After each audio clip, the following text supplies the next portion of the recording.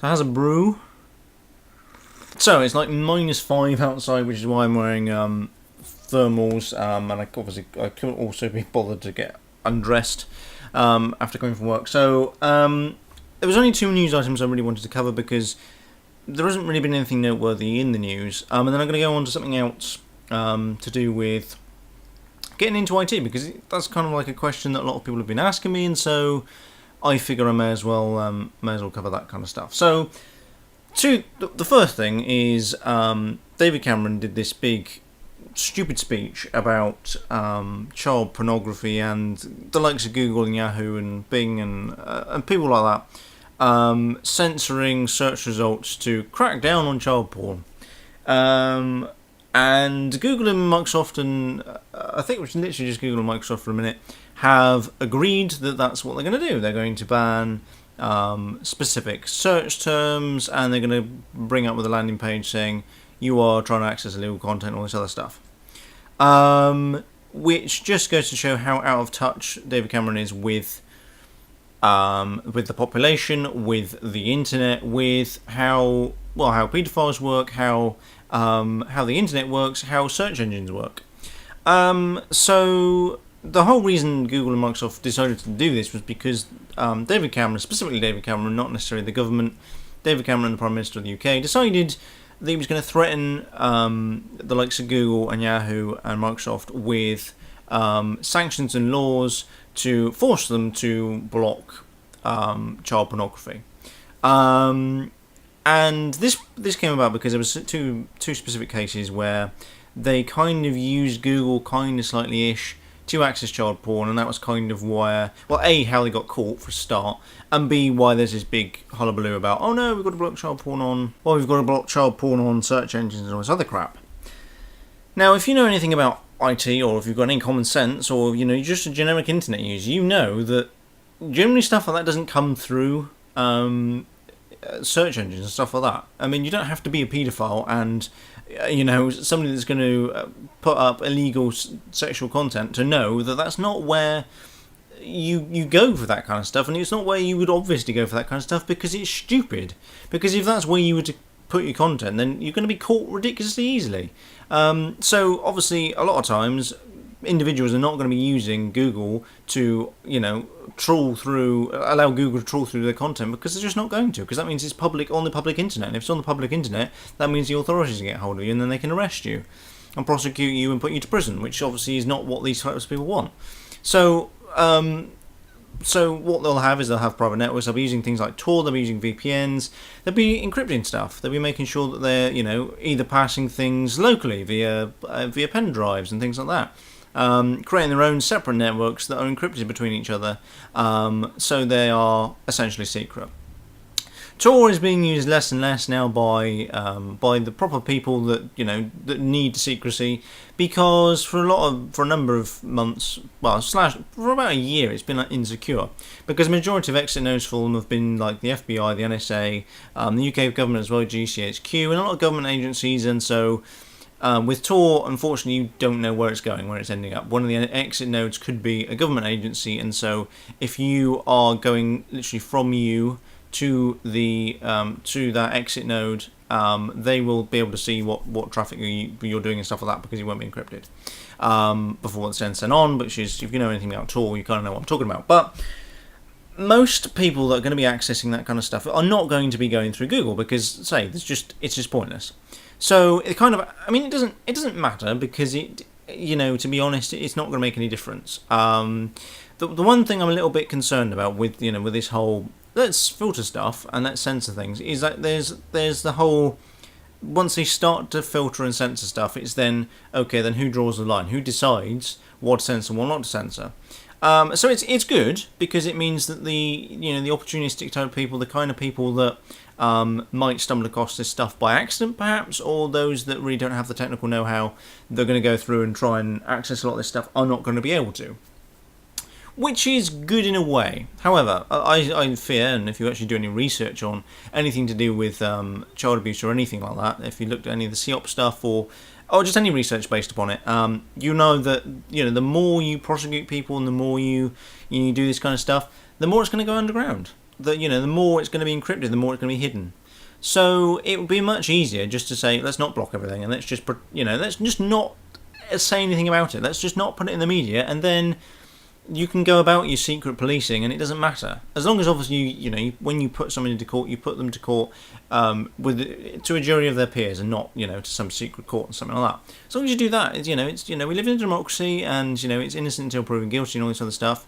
These horrible, nasty people exist. And they ruin lives, and they deserve to be shot. As far as I'm concerned, they do not deserve any place in society. But I think that would be a better deterrent than let's just filter some keywords out of Google.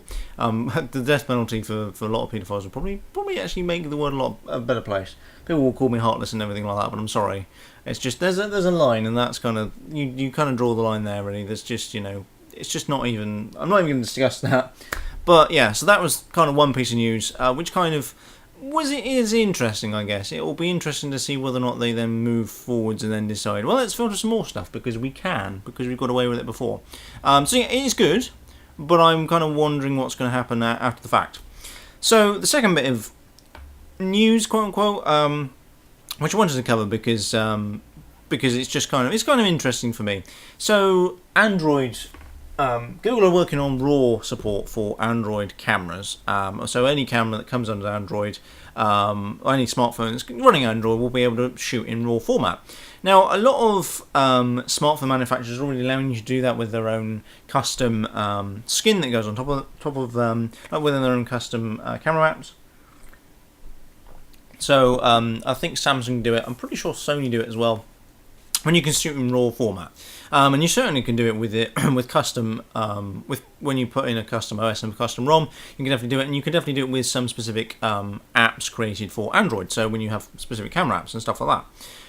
But it's really quite cool that they're putting through RAW support. For those of you who don't know what RAW shooting is if you're a DSLR owner, or if you do any type of photography, you know exactly what RAW is. But basically, RAW is a file that isn't a JPEG, it's not a PNG, it's not a specific format that you could just upload to Twitter or whatever.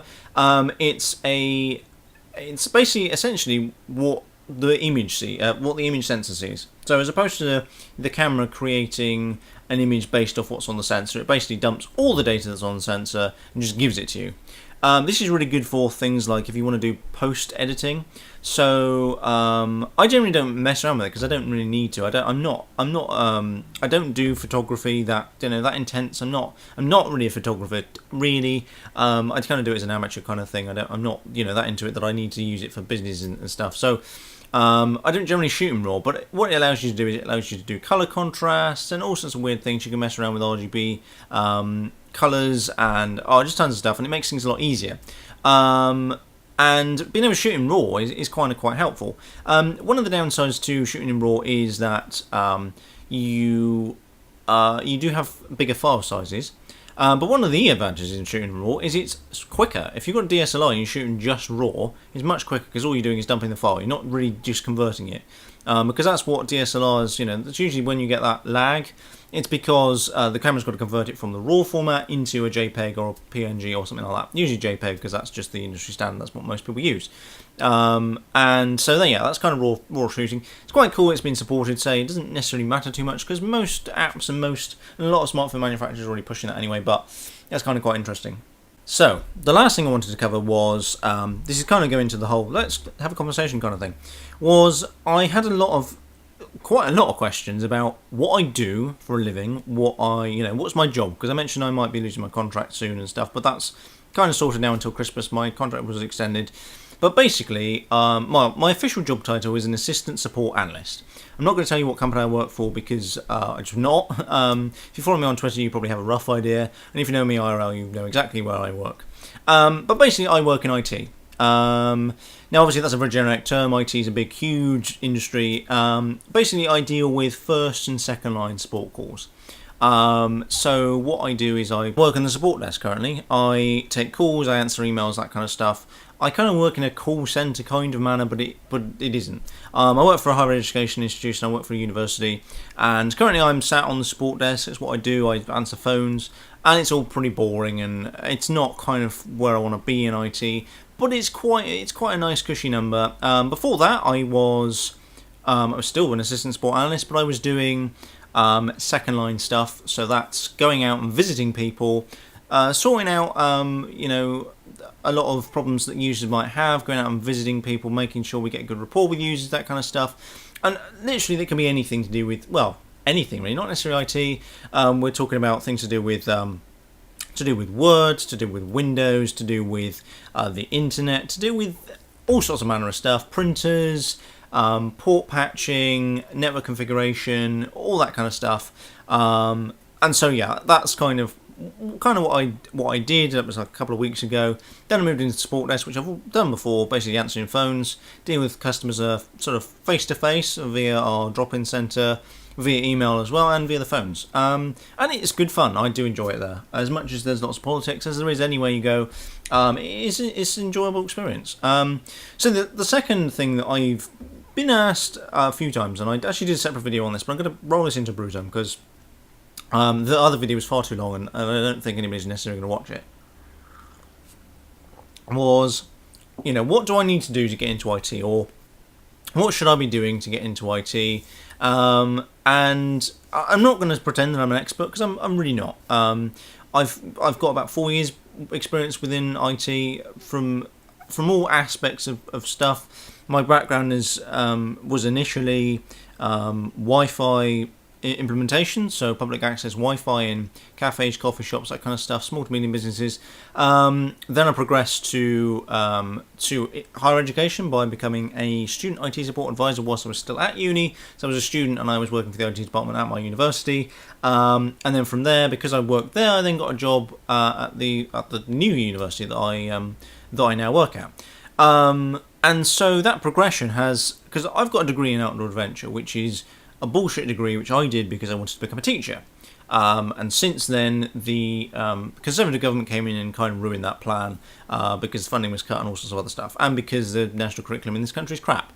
So I went into IT, and it's the only reason I got where I got was because of who I knew and my situation at the time. The reason I got the job was because I knew somebody that worked there, and I went to university with them. So technically, theoretically my degree did help, because if I didn't do my degree, I wouldn't have met the person that would then get me the job, which got me into IT in the first place. And so that, in of itself, is kind of the big thing. The second kind of thing is really experience, because I've got no qualifications in IT. I've got no piece of paper that tells anybody that I'm competent in IT. What I've got 4 years experience. And I've not got necessarily 4 years experience at one company. I've got 4 years experience across the board. I mean, we're talking from network implementation to upgrading to Windows 7 from a behind the scenes point of view, from a server side point of view. And I've got a lot of experience with dealing with customers, first line, second line, interacting with people, that kind of stuff. And so being able to, being that kind of person, being having done a lot of stuff, but kind of jack of all trades, as it were, it's a good position to be in, because it means that I can kind of dip in and out of a lot of IT roles quite easily. So the other question I always get asked, and the thing that kind of annoys me a lot about when people ask me for advice, is a lot of people think that you need a qualification to get into IT and to get into that kind of, or to get into any job. And annoyingly, we live in this culture of, let's go into education. That's the answer to everything. Like, when you go into college, lecturers and tutors and all that other stuff are pushing you towards higher education. And when I've advised, 16-year-olds before, people as an Explorer Scout leader and just generally round and about, I've advised, as a student ambassador as well, people, 16-year-olds, people in sixth form, and they'll say, well, should I go to university? And you'll give them this advice and say, well, a degree means shit all on its own, because it does. A degree is pointless. It's a waste of time on its own, unless you need a degree for your job. So if you want to become a doctor, if you want to become a nurse, if you want to do a PhD or anything like that, or you want to become a researcher, you need a degree, full stop. But a degree on its own means shit all. If you're going to go into the workplace, especially within IT, if you've got a computing degree, there's no way that anybody's going to hire you because it doesn't actually teach you the proper skills you need to be able to go off and do the job. And so, really, if you're asking about what kind of degree should you do, I mean, I'm not going to discourage you from doing a degree. I mean, degrees are fantastic. It's a great experience. It's a good way of meeting new people, and it's just a great experience of experiencing life before. It's kind of like a bit of a test for life. So you can do a degree for 3 years, play around with your life and stuff, and then go once you then get a job and have to pay tax and all this other stuff. It's a good kind of starter before you actually have to properly go out into the world and are free from your parents and everything else. So it's definitely university was probably the best 3 years of my life, but you don't need a degree to do work. And to be honest, most employers would much rather you have 3 years experience doing the job than 3 years worth of a degree. And that's definitely true within IT because, to be honest, no qualification you're going to get within IT is actually going to necessarily prove your competency. Because IT is IT as a generic sort of, IT is not, it's just so big. You can't just say, oh, I want to work in IT, because that does not narrow things down at all. IT is not just one specific industry, and it's a specific industry, but there's loads of stuff. I mean, you can do networking, you could do first line, second line support, you could do developments, you could develop apps, you could play around with Active Directory, you could play around with servers, you could do a bit of PHP, you could do web development, you could do any number of things. You could do hardware repair, you could do software repair, you could be an advisor for Mac, you could be an expert in Mac, you could be an expert in Windows 7 or Windows 8 or just Windows, a generic thing. You could be you could be a trainer. So there's all sorts of really all sorts of types of jobs, and even from those jobs you can then specifically narrow it down again. So I think the biggest problem and the biggest thing you're going to have to, if you're thinking about going into IT, is deciding what you want to do when you go into IT. Are you going to be looking at doing networking? Are you going to be looking at doing server side stuff? I mean, do you really enjoy dealing with customers, or would you rather just sit in a room on your own in the dark, just programming code? Because if that's all you want to do, then doing a computing degree is really good because it gives you the skills to start being a programmer. But it's definitely not suited for people dealing with customers and dealing with people every day. Because to work in IT, you definitely need to be a people person. As much as a lot of people don't think IT people are people, but people. You have to be, because if you don't, then you don't know how to interact with users, and you don't know how users use IT, and so you can't support them best. And that's it. One of the things I went to an interview and I said this. I said in an interview, it was for an IT role. I said all users were idiots, because they are. It's the truth. And because I said that, I didn't get the job. That was pretty much the only reason. That was literally the only reason I didn't get the job, is because I said all users were idiots. But it's actually true. And if you not necessarily treat them like idiots to their face, don't say, just patronise them, but if you go in thinking that everybody you talk to is an idiot, then you can help them better, because then you don't make any assumptions on the user, you don't make any assumptions of their skill level or anything like that, and you certainly don't make any assumptions of, you should effing know what you're doing, because people don't. And I know a lot of people should do, and it really annoys me when people don't have a certain level of IT competency and literacy. But you've got to be, if you want to work in IT, you've got to be you work for users, and that's kind of where you need to be looking towards. Of course, if you're not a people person, doesn't mean you can't work in IT. I mean, you just can't work in an IT role that requires you to deal with customers day to day. So you can't deal with users day to day. And in which case, you're ideally suited for a developer, you're ideally suited for port patching, wiring, network wiring, that kind of stuff. Anything that doesn't really require you to have proper interaction with customers, you're fine with. Now, in terms of, is there anything you really need to be looking out for if you're going to do a degree, or you're going to look at maybe doing a placement? The two things you need to be aware of and look at majorly are industry standards like ITIL, which is the I don't know what it stands for now. ITIL, Institute for something. So there's ITIL, and then there's SFIA, which is SFIA, which is the Skills for the Information Age. Now these two things basically dictate what the IT department does. Now, both of these things, basically all they do is they say to... The only reason they exist is because we've got incompetent managers that aren't IT people, and they need some specific list to tell them what their IT department needs to do because they've got no IT experience. That's the only reason why you need anything like that. It's the same reason why ISO 20000 exists and things like that. It's because you've got incompetent managers that don't know what they're doing, and so they need a piece of paper to tell them what to do, or a training course to tell them what to do and what the IT department should be doing. Because common sense dictates you should know what your IT department does because you are the boss of your IT department. But unfortunately, we live in a world where a lot of people are becoming managers that aren't actually competent in the field. They can manage people, great, but they don't actually know what their department's supposed to do because they don't have the technical skills to do it. And that's just the world we live in. I mean, I could moan about it until I'm blue in the face, but that's just the way it is. And it's the same with accreditation. The only reason you need accreditation is if you're going for a job, it's because the manager doesn't know anything about IT and therefore needs a piece of paper to tell them you're competent in your job. Because if you walk the walk, you can talk the talk, and if you can demonstrate that you can do the job, then you're hired. You don't need. I mean, I've asked countless bosses, line managers, probably top end people. We're talking about heads of department and stuff like that. About what qualifications should I get? And they've basically said you don't need any. Of all the qualifications you need, okay, some of them might be helpful, like Microsoft certification might be helpful, Microsoft certs, but to be honest, they're not going to, help you in much stead.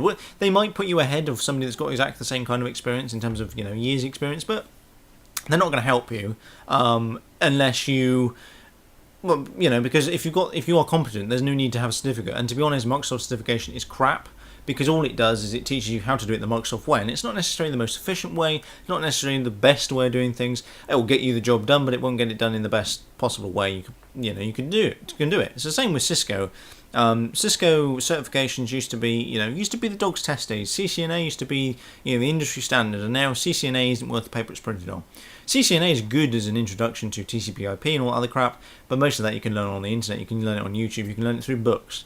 Most of what I've learned is hands-on experience. It's just looking at Wikipedia. It's just getting experience. I mean, like most of the stuff I learned was when I deployed public access Wi-Fi. Most of the stuff I've learned is through that. Most of the stuff I've learned is by playing around with things like IPFire, playing around with things like Untangle, and just playing. Sometimes on live networks, yeah, fair enough. I mean, sometimes I've done it with clients, own things. I've made balls. I've made mistakes before, but luckily I've had clients that are understanding, and also I've had clients that are willing to pay less. If I've made a balls up, then I'll go out free of charge and fix it because it's my own stupid fault. But I've not only made a few mistakes like that, and making mistakes is the best way you can learn as well. And being on site and doing the job, especially in a real world environment, is the best experience you can possibly get. Because especially if you've done just a degree, you know nothing about IT. You think you know IT, you've done a degree, or you've fixed your friends' laptops and stuff like that. Just forget everything you've ever learnt until you work in IT. Because as soon as you work in IT, you won't have a clue. There's a guy I talk to regularly on Twitter. I'm not going to mention his name because he might not want me to, but he was doing a placement in at college, I think it was, and he's doing a degree in computing or something similar to that anyway, computer networking or something. And he's doing his placement, and he was saying basically, you just forget about everything you've ever learned about IT, because when you actually work in the field, it's completely different. Users are different, managers are different, IT is different. The way you do it is in the real world is just not the same at all. You've got politics to play. There's lots of other things you've got to worry about apart from just the technical stuff, because it's not just about the technical stuff. So yeah, that's kind of my rant on the whole subject. I only did it because people have asked me the question, and I said I would do a video on it, and maybe I'll do a separate video on it. Maybe I'll do Google Hangouts of it. Do a live stream of it via Twitch or something non-YouTube related. And so yeah, that's pretty much it. I do have some giveaway. I still have some game keys to kick around, which I want to give away, which I'm going to do over Christmas. So from about December the 1st, maybe I'm going to do some game giveaways because I've hit 500 subscribers and it's towards Christmas, and I'm a nice guy, and I've also got these keys kicking around which I don't know what to do with. Because when I did my giveaway before, there wasn't that many people entering, so I will do that. I've got a few other things to do in terms of servers and other videos to do, but again, it's having the time, it's having the inclination. I might try and do it this weekend if I can, because I'm free this weekend. I don't really have any commitments at all this weekend, so I should be good to go for that. So anything to do with IPFire, VPN, maybe I might try to set up and things like that. But yeah, so apart from that, I shall catch you in a later video.